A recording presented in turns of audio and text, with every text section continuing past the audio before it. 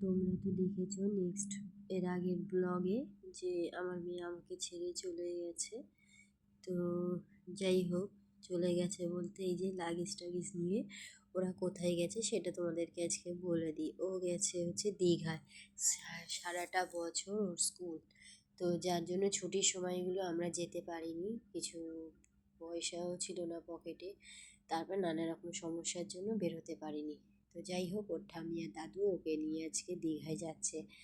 যাচ্ছে ঠিকই, আসবে 4 দিন পরে।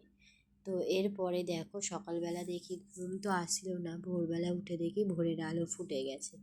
তো মেয়ে নেই বলে কি মন খারাপ করে থাকলে হবে? মেয়েকে তো ভালো রাখার জন্যই ওকে বের করা, তাই না?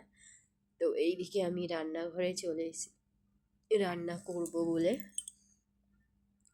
তো এইখানে কুঁদরি ভাজা বসিয়েছিলাম, বেশি কিছু রান্না করব না, কারণ বাড়িতে খাওয়ার কেউ নেই। তোমাদের দাদা ভাই আর আমি দুবেলার জন্যই রান্না বান্নাই করছি। আর ওইদিকে একটা ফুলকপি তোমাদের দাদাভাই কোথা দিয়ে এনেছিল, তো সেইটা দিয়ে একটু ডিমের ঝোল করব। আর এইদিকে ভাত বসিয়ে দিয়েছিলাম। আর এইদিকে তোমাদের দাদাভাই আমার এইরকম রান্না বান্না দেখে সে নিজেই আজকে রাঁধুনি হয়ে গেছে। এরকম বেটা ছেলে একটা ঘরে থাকলে কার না ভালো লাগে বলো? বুঝতেই পেরেছে যে বউয়ের মন খারাপ, তাই সে নিজে নিজে খুন্তি হাতে নিয়ে বসে পড়েছে বউয়ের জন্য নিজে পছন্দ করে একটা গোল ডিম অমলেট করার জন্য।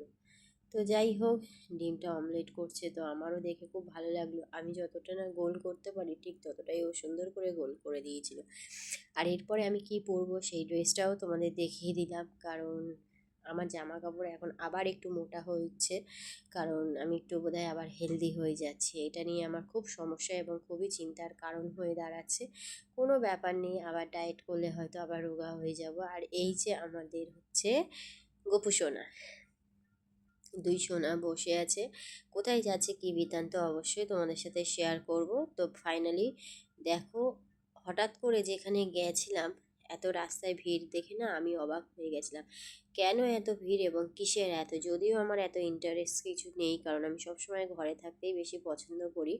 এটা ছিল সেদিন ইডেন গার্ডেনের ভিড়।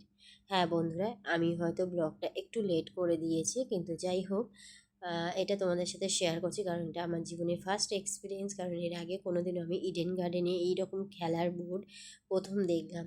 তো যাই হোক, নেক্সট ব্লগে আরও অনেক কিছু আছে, তোমরা